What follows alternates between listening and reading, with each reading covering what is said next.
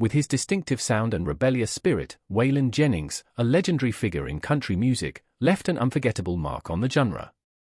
This man, whose voice has defined an entire genre, has suddenly dropped an admission that no one ever saw coming at 64. This is the kind of confession that makes you sit up, widen your eyes, and rethink everything you thought you knew about the man. In this video, we'll get into his most personal confessions. Trust me, you're going to want to stay for every word. Come along. The early years, from dirt poor to rising star. Waylon Jennings' story really starts in the wide open, dusty plains of West Texas, a place where the horizon seems endless, and the cotton fields stretch out as far as the eye can see. Born on June 15, 1937, near a little town called Littlefield, Jennings' life wasn't one of glitz and glamour right from the start. In fact, his beginnings were about as humble as you could get. Waylon was the eldest child of William and Laureen Jennings, and when he was born, they named him Wayland. Now, you'd think that was it, but things changed pretty quickly. His mom started calling him Waylon to avoid confusion with a nearby school called Wayland Baptist College. Funny how a small change like that can stick. The Jennings family, though deeply rooted in their faith, weren't Baptist, more of a solidly Church of Christ kind of household. Unlike a lot of Southern families back then, they loved their music, especially listening to the Grand Ole Opry on the radio. Waylon Jennings spent years evading this topic, but at 64, he's finally come forward with a confession we all saw coming. What took him so long, and what does his admission reveal about his true self? This is the story behind Waylon Jennings that no one ever thought they'd hear. Make sure you stick around till the end because his heartfelt revelation will forever change the way you view one of country music's biggest legends. Waylon's dad, William, worked his fingers to the bone doing whatever jobs he could find, farm labor, truck driving, you name it, just to keep food on the table. And young Waylon, well, he pitched in too. He worked in those cotton fields alongside his family, a grueling experience that no doubt shaped not only his perspective on life but also the gritty, real stories he'd later tell through his music. You can almost feel the dusty fields in the chords of some of his songs. But there was always something else in Waylon's life, music. His dad, though just an amateur musician, loved to play harmonica and guitar, and you can imagine him introducing little Waylon to those first, sweet notes. By the age of 8, Waylon's mom, Laureen, was teaching him guitar herself. The first song she taught him? 30 Pieces of Silver. It was a simple tune, but that was all it took to light the spark in him. From that point on, Waylon practiced like a boy possessed, borrowing relatives' instruments until his mother managed to scrape together enough to buy him his very own, a used Stellar guitar. Not too long after, she upgraded him to a Harmony Patrician, and boy, did that guitar get some use. Waylon's musical influences were as varied as they come, especially for a kid growing up in a small Texas town. He was into everything from Bob Wills' Western swing to the honky-tonk sounds of Floyd Tillman, Ernest Tubb, and Hank Williams. Throw in a little rock and roll from Carl Smith and Elvis Presley, and you've got the recipe for the unique sound that Waylon would go on to develop. Even as a kid, it was clear Waylon had talent. He wasn't just a kid with a guitar, he was a performer. He started out playing at family get-togethers, but it didn't take long before he was playing for bigger crowds, well, as big as a crowd can get in a small town like Littlefield. His first public performance? That happened at the youth center with a guy named Anthony Bonanno. Soon, he was performing at JC's and Lions clubs, basically any local gig he could find. One of his first big wins came when he sang Hey Joe in a talent show on Channel 13 in Lubbock, and he even became a regular performer at the Palace Theater's local talent nights. Can't you just see it? This young kid with a big guitar, playing his heart out for anyone who'd listen. By the time Waylon was 14, he was itching for more.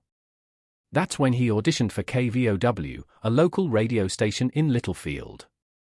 J.B. McShann, the station's owner, was so impressed by Waylon's style that he gave him a weekly 30-minute radio show. Think about that for a second, 14 years old and already hosting his own radio show. Talk about an early start.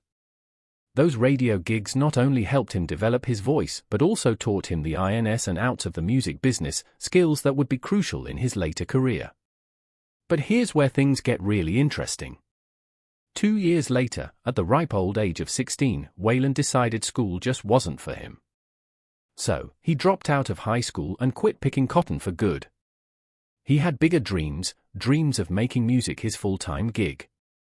So, in 1954, he moved to Lubbock, Texas, where he snagged a job at radio station KLLL. It was in Lubbock that fate stepped in. Waylon crossed paths with none other than Buddy Holly. Yes, the Buddy Holly. Waylon and Buddy met at a local restaurant, and from there, a special bond formed. Holly, who was already well on his way to becoming a rock and roll icon, saw something in Waylon. He became a mentor to the young musician, helping him polish his sound and showing him the ropes of the industry. Eventually, Holly even produced Waylon's first single, Joel Blon, in 1958.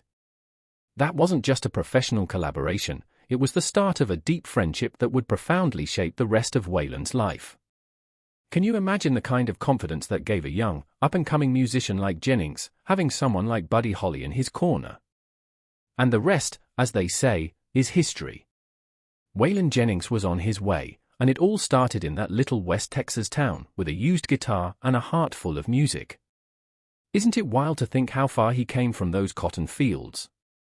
Waylon Jennings, the man known for his rugged voice and outlaw image, has finally come clean at the age of 64, and what he admitted is exactly what we suspected all along.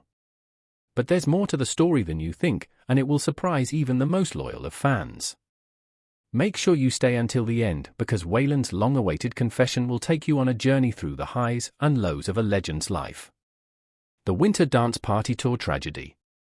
In early 1959, Waylon Jennings found himself thrust into the spotlight when he joined Buddy Holly's Winter Dance Party Tour as the bass player. You'd think it would have been an exciting time, right? Traveling with legends like Ritchie Valens and J.P. the Big Bopper Richardson, crisscrossing the Midwest, and playing to screaming crowds, it had all the makings of a rock and roll dream. But instead, the tour quickly became infamous for its sheer misery. The schedule was brutal. That was the life these young stars were living.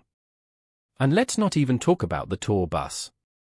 It broke down constantly, leaving the musicians stranded in some of the most bitterly cold weather you can imagine.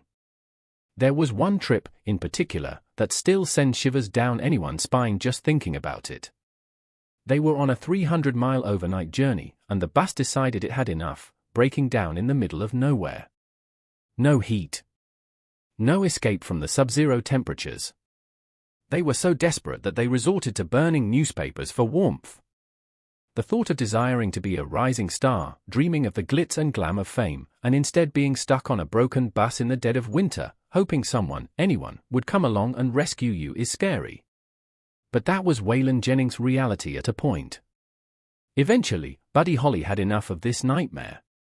He decided that for the next leg of the tour, a 400-mile trip from Clear Lake, Iowa, to Moorhead, Minnesota, he wasn't going to put up with the torturous bus ride again. So, he chartered a small plane, and you can't blame him, can you? Who wouldn't want to avoid another endless night on that freezing bus? Initially, Waylon Jennings was supposed to be on that flight with him. But, in a twist of fate, Jennings gave up his seat to the Big Bopper, who was battling the flu and just couldn't take another bus ride. Here's where things get really haunting.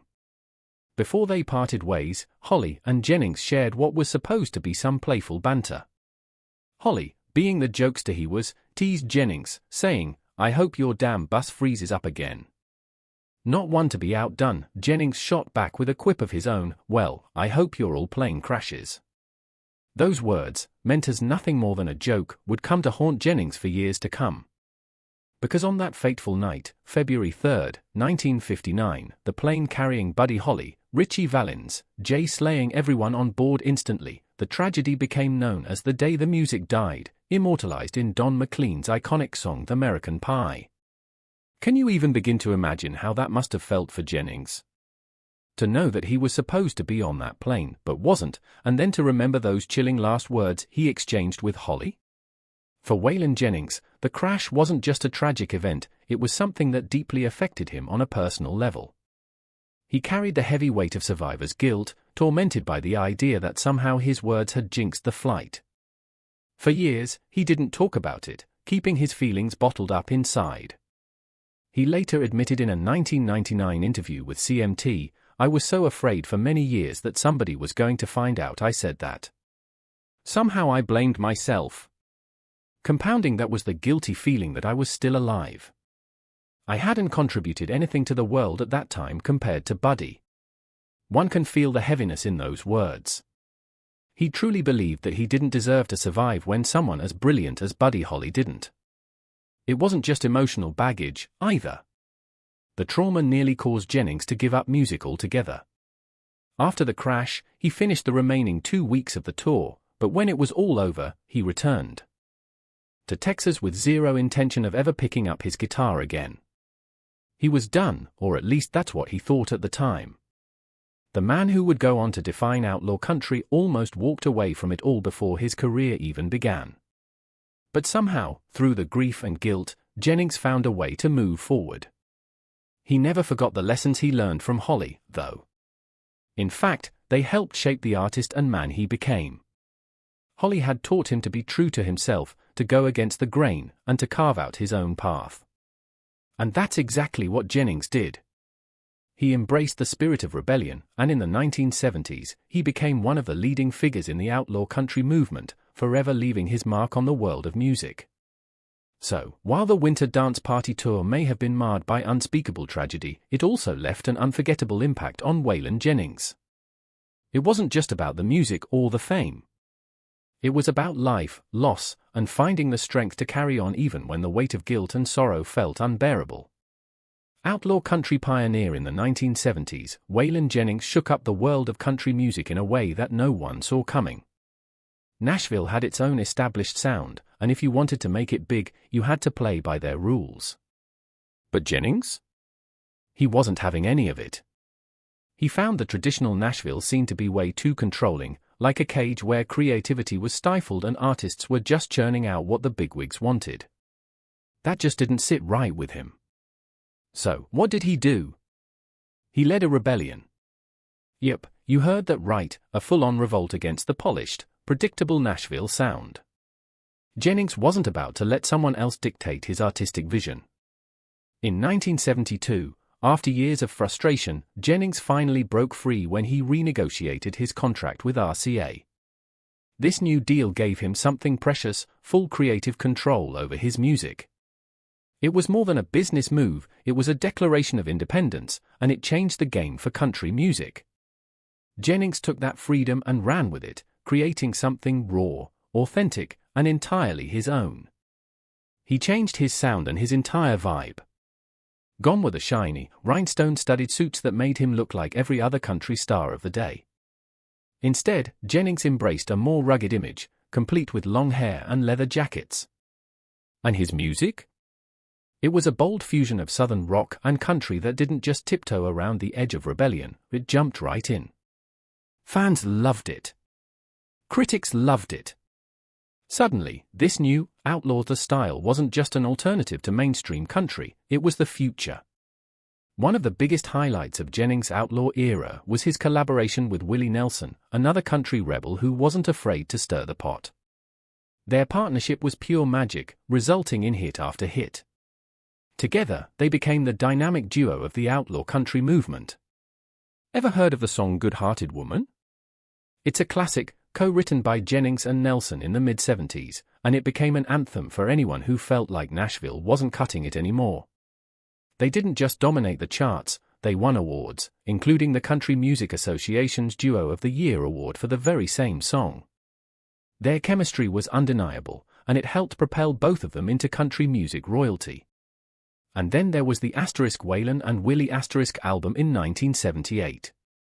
The record had a certain rebellious swagger, and its standout single, Mamas Don't Let Your Babies Grow Up to Be Cowboys, was so infectious that it spent for weeks at the top of the country charts.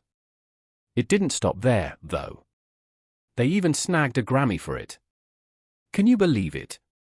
Two country rebels who refused to play by the rules ended up with some of the biggest honors in music. If that's not poetic, what is? But we can't talk about Jennings without mentioning one of his biggest solo hits, Luckenbach, Texas, Back to the Basics of Love.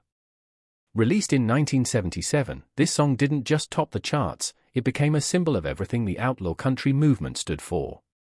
The lyrics tapped into a nostalgic yearning for simpler times, something that resonated with people then and still does today. Funny thing is, despite the song's success, Jennings didn't even perform in Luckenbach until July 4, 1997, 20 years after recording it. Throughout this entire outlaw phase, Jennings wasn't just pushing musical boundaries. He was tackling some pretty controversial topics too. His songs often touched on taboo subjects like substance use, fame, and its dark underbelly. You know how some artists shy away from talking about their personal demons? Well, not Jennings. He took his struggles with substance misuse and turned them into art. Take I Can Get Off on You, for example, a song he did with Willie Nelson. It's about new love triumphing over old vices, and there's no doubt it echoed Jennings' own battles at the time. He didn't hide from his flaws. He embraced them, and that honesty is part of what made him so relatable to fans. At 64, Waylon Jennings finally let the truth out, confirming what many of us had suspected for years. What did this country legend keep hidden for so long, and why is it coming to light now? He's candid. Admission is something his fans have been waiting to hear, and it will leave you reflecting on the man behind the music.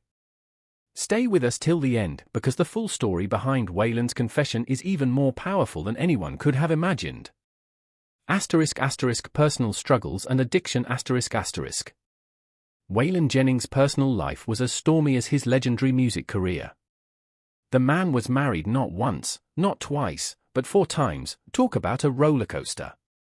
His first marriage came early, at just 18, when he tied the knot with Maxine Carroll Lawrence. They had 4 children together, but managing a growing family while his music career was taking off wasn't easy. Imagine being on the road, living the wild life of a rising country star, and then trying to balance all of that with the responsibilities of home life. It just didn't work out. Add to that the growing shadow of substance abuse, and it's no surprise that marriage ended in divorce. Who could really juggle it all without something giving way? Then, in his mid-20s, Waylon gave marriage another shot. This time, it was with Lynn Jones, and while they didn't have kids together, he did adopt a child during their 5-year marriage. But, just like the first time, his lifestyle, the constant pressures of fame, and the ongoing battle with his personal demons, mainly substances, led to another split. By now, it seemed like a pattern was forming.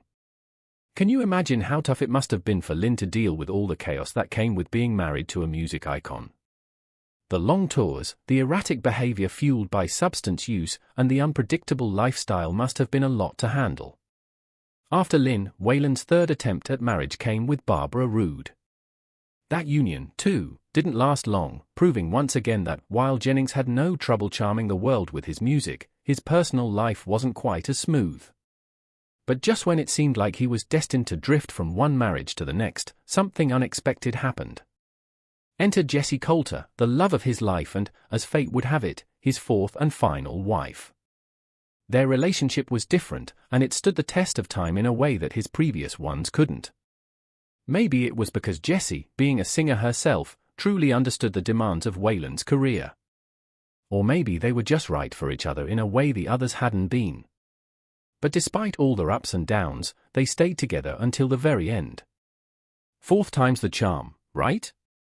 Now, let's talk about Waylon's battle with substance use. It was no secret that Jennings' lifestyle was as wild as they come, especially in the 1970s and 1980s. This man was reportedly spending a mind-blowing $1,500 a day on coke. It got so bad that in August of 1977, he was arrested in a Nashville recording studio and charged with conspiracy and possession of this same hard substance with intent. Waylon Jennings' life took a pivotal turn when he met Jessie Coulter, the woman who would become his rock, his muse, and the love of his life. After 3 failed marriages, Jennings probably never imagined he'd find someone like her.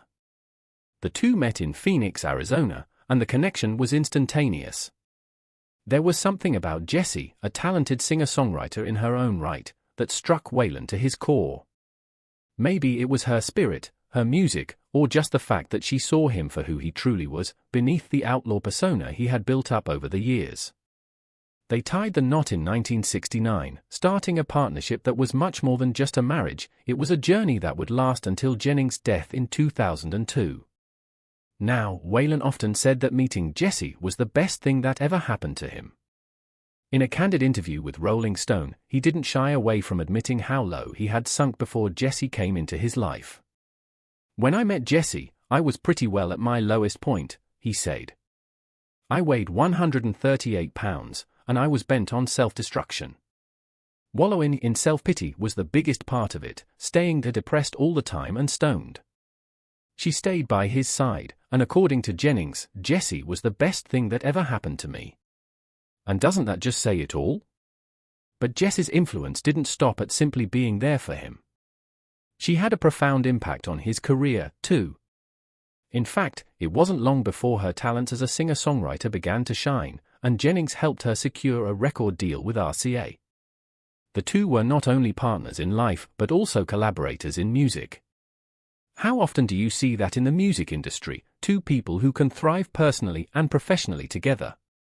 They even recorded the hit duet, Suspicious Minds, which earned them a Grammy nomination in 1970. The success of their music together solidified them as a true power couple in the outlaw country scene. While Waylon was making waves in the genre, Jessie was right there with him, contributing her own unique voice to the movement. They were a force to be reckoned with. And let's talk about Jessie's role in helping Waylon through his most challenging times, his battle with addiction. When Jennings finally made the decision to quit the use of hard substances in 1984, it was Jessie who stood by him through the tough, often ugly process. This wasn't just your everyday kind of support. This was deep, unwavering love. They rented a house in the Arizona desert, cancelled their gigs, and focused entirely on getting Waylon through the withdrawal and the healing. Jennings later said that it was Jessie's prayers and her presence that made all the difference in his recovery. It wasn't just about love, it was about faith and endurance. Their life wasn't just about their careers or Waylon's battles. In 1979, they welcomed their son, Shooter Jennings, into the world. Raising Shooter gave Waylon an additional reason to keep fighting his demons. For Jessie, their son became another beacon of light in their often tumultuous life together.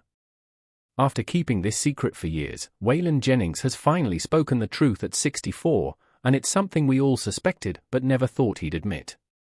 What was the country star hiding, and how does it change the way we understand his legacy? You'll want to hear the full story behind this revealing moment. Stay tuned till the very end because Waylon's admission will leave you with more questions and answers than you ever expected. Reflections at 64 with a shocking confession. In a candid and revealing interview, Waylon Jennings, the legendary outlaw country singer, bared his soul about his troubled past and the heavy burden of his mistakes. At 64, Jennings finally seemed to have made peace with the guilt that had followed him like a shadow for decades. The most profound part of his confession came when he opened up about the tragic plane crash that claimed the life of his dear friend and mentor, Buddy Holly. With a deep sigh, Jennings admitted, "God Almighty, for years I thought I caused it." Those words shed light on the emotional storm he had been weathering all these years, revealing the tremendous guilt he had felt for something that, in truth, was beyond his control. Yet, it haunted him. How does one come to terms with feeling responsible for the loss of a friend in such a tragic way? For Jennings, it was a long journey to acceptance. But the crash wasn't the only demon Jennings battled.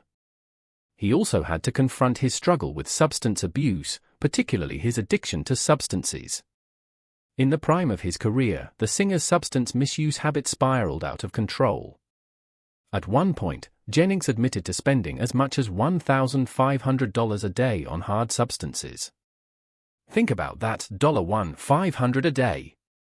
The addiction didn't just drain his bank account, it drained his spirit, too. The financial ruin that came with it was immense, with Jennings accumulating debts of up to $2.5 million. It's hard to even imagine climbing out of that kind of hole. But in 1984, Jennings did just that. Thanks to the unwavering support of his wife, Jessie Coulter, and his son, Shooter, Jennings finally kicked the habit and said goodbye to hard substances. And though it was a victory, it came after years of chaos and loss. As Jennings looked back on his life, it became clear that he carried deep regret for the years lost to addiction. How could he not? The toll on his health was staggering. The same man who once ruled the stage with his booming voice and larger-than-life presence was now grappling with the consequences of his past choices. Type 2 diabetes hit hard, slowly chipping away at his health and mobility. The heartbreaking climax came in 2001 when Jennings' left foot had to be amputated due to complications from the disease. Yet, through all this, Jennings found wisdom. There's something about looking back that forces people to see things in a clearer light, and Jennings was no exception. One of the most important lessons he shared in his interviews was simple yet profound: the hardest thing is saying the word no, turning things down. Isn't that true for all of us? Whether in our personal lives or careers, learning to say no can be one of the toughest, yet most empowering, things. Jennings knew this better than most. For years, he had said yes to temptation, yes to the pressures of fame, and yes to the vices that came with it. But later in life, he finally understood the value of setting boundaries and making choices that protected both his heart and his health. And if there's one thing Jennings believed in, it was authenticity. He encouraged artists to focus on meaningful content instead of chasing trends. After all, wasn't that what made him a legend in the first place? Even when record sales slowed down in the 90s, he still drew massive crowds to his live performances. Why? Because his fans knew he was the real deal. He didn't sell out. He didn't bend to what was popular at the moment. Instead, he stuck to his weapons, pouring his soul into every song and performance. Jennings' career was a testament to the fact that true artistry isn't about the number of albums sold, it's about creating something that resonates, something that lasts. And speaking of lasting, Jennings left one final gift for his fans before he passed: his last album, *Never Say Die, live *, recorded at Nashville's Ryman Auditorium in January 2000. It was his way of saying that despite the trials, despite the mistakes, and despite the pain, his love for music never wavered. The album was a message to all who listened, a reminder to persevere and stay true to your vision, no matter the obstacles. With this, we have come to the end of this video. Thanks for watching. If you enjoyed this video, do well to like, comment, and subscribe for more content. To enjoy more thrilling stories, click now on the following video that pops up on your screen.